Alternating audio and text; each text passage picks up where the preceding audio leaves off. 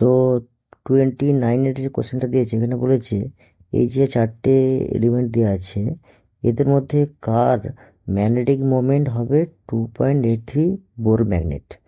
তো এটা করতে গেলে একটা ছোট ট্রিক্স, এটা যেমন যেমন এসির হচ্ছে ইলেকট্রন, মানে এসি যে অ্যাটমিক নাম্বার হচ্ছে 21, টিআর 22, ভ্যানাডিয়ামের 23, ক্রোমিয়ামের 24, এটা আমরা অলরেডি জানি। তো এটার তো একটা শর্ট ফর্ম কি, যেহেতু যেহেতু এসসি হচ্ছে অ্যাটমিক নাম্বার 21, তাহলে এর এস অরবিটালে থাকবে দুটো ইলেকট্রন, ডিতে থাকবে একটা ইলেকট্রন, মানে মতো 4s2 3d1। এটা হচ্ছে এদের হচ্ছে মেন মেকানিজম। তার মানে এসির ক্ষেত্রে তাহলে দাঁড়াচ্ছে এসে দুটো ডিতে একটা, টিআই হচ্ছে 22 মানে এসে দুটো ডিতে দুটো, ভ্যানাডিয়ামে হচ্ছে 23 মানে এসে দুটো আছে ডিতে তিনটে আছে, এক্সেপশন হচ্ছে তিনটে পাওয়া যাবে, ক্রোমিয়াম, কপার আর জিঙ্ক। ম্যাঙ্গানিজ যেমন 25, তাহলে এসে দুটো ডিতে পাঁচটা, আহ, যেমন লোহার 26 আছে, আয়রনের 26 মানে এসে দুটো ডিতে ছটা, কোবাল্টের হচ্ছে 27, তাহলে এসে দুটো ডিতে 7টা, নিকেলের 28 মানে এসে দুটো ডিতে 8টা, এরকম। খালি ক্রোমিয়ামের ক্ষেত্রে কত হয় 24, মানে এটাকে এই 1 আর 5 লেখা হয় স্টেবিলিটির জন্য।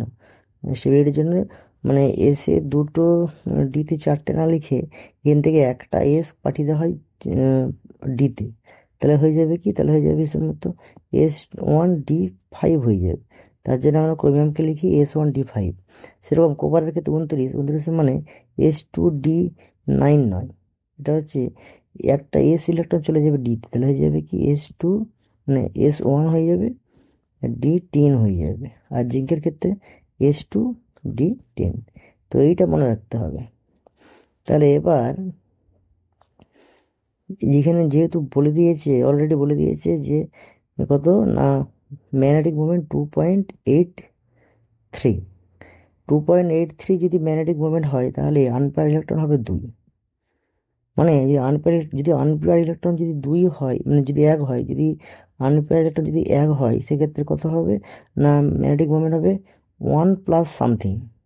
ঠিক আছে, যদি 2 হলে হবে 2 প্লাস সামথিং। যদি যদি আনপেয়ার ইলেকট্রন 3 হয় তাহলে ম্যাগনেটিক মুভমেন্ট হবে 3 প্লাস সামথিং। তো যেহেতু এখানে অলরেডি বলে দিয়েছে যে ম্যাগনেটিক মুভমেন্ট 2.83, তার মানে ধরে নিতে হবে এই দুইটা হচ্ছে এর হচ্ছে আনপেয়ার ইলেকট্রন, তাহলে এন সমান তাহলে 2। এটা যদি বলে দিত 3 যদি সামথিং বলতো 3, ধরুন ধরুন ধরো 3.78, যা হোক ধর বলে দিল, সেক্ষেত্রে এই তিনটে হয়ে যেত এর আনপেয়ার ইলেকট্রন। যদি এখানে 2.83 বলা আছে তাহলে 2, তাহলে এর হচ্ছে আনপেয়ার ইলেকট্রন। তাহলে এখানে দেখতে হবে কার আনপেয়ার ইলেকট্রন হচ্ছে 2। তো টিআই থ্রি প্লাস মানে টিআই মানে অলরেডি কি জানি, টিআই মানে জানি 2, এদিকে 2, 3 প্লাস মানে তাহলে সব থেকে যে বাইরে যে কক্ষ আছে এস কক্ষ, সেখান থেকে দুটো বেরিয়ে যাবে আর ডি থেকে একটা বেরিয়ে যাবে, তাহলে পড়ে থাকবে কত, পড়ে থাকবে D2 পড়ে থাকবে।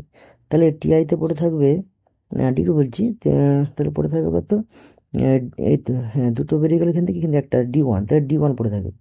আচ্ছা, Ni2 প্লাস মানে কত, Ni2 প্লাস 28 মানে 2 8। তাহলে এখান থেকে যদি দেখা যায় তাহলে উম, পড়ে থাকবে কত, এসে এসে তাহলে দুটো বেরিয়ে যাবে, তাহলে পড়ে থাকবে ডি, ডি হয়ে যাবে 8। আচ্ছা, আচ্ছা ক্রোমিয়াম কত হচ্ছে, ক্রোমিয়াম আছে 3 আর CR3 প্লাস মানে কত আছে, CR হচ্ছে 24 মানে S1d5। তাহলে এখান থেকে দুটো পরে বেরিয়ে যাবে, CR কত আছে, CR3 প্লাস আছে, তাহলে এস থেকে বেরোবে একটা, ডি থেকে বেরোবে দুটো, তাহলে ডি এ তাহলে কটা পড়ে থাকবে, ডি পড়ে থাকবে তিনটে পড়ে থাকবে তাহলে। আর এম এন টু প্লাস কত আছে, এম এন টু প্লাস আছে, তাহলে এসে আছে দুটো, ডিতে আছে পাঁচটা, তাহলে এস থেকে দুটো বেরিয়ে যাবে, ডি থেকে একটা বেরিয়ে যাবে, তাহলে ডিতে পড়ে থাকবে, তাহলে চারটে পড়ে থাকবে, তাহলে এর মতো না, এম এন টু প্লাস বলেছি, এম এন টু প্লাস মানে তাহলে এস থেকে দুটো বেরিয়ে যাবে, ডিতে তাহলে পড়ে থাকবে পাঁচটা পড়ে থাকবে, তাহলে এসের মতো D5 হবে। তাই তো, তাহলে এবার দেখতে হবে যে কি বলা হচ্ছে, হ্যাঁ তাহলে কোথায় আনপ্যাড ইলেকট্রন দুটো আছে, এখানে তাহলে একটা আছে, এখানে তাহলে তিনটে আছে, এখানে তাহলে পাঁচটা আছে, এখানে তাহলে কটা থাকবে, এখানে তাহলে পড়ে থাকবে ডি এ তো মোট হচ্ছে পাঁচটা অরবিটাল, এক দুই তিন চার পাঁচ, তাহলে একটা দুটো তিনটে চারটে পাঁচটা ছটা সাতটা আটটা, মানে দুটো আনপেয়ার পড়ে আছে, তাহলে ডিতে হচ্ছে দুটো আনপেয়ার ইলেকট্রন পড়ে থাকবে, তাহলে অ্যান্সার হবে নিকেল, অ্যান্সার হবে নিকেল। তো এইভাবে আমরা করতে পারি।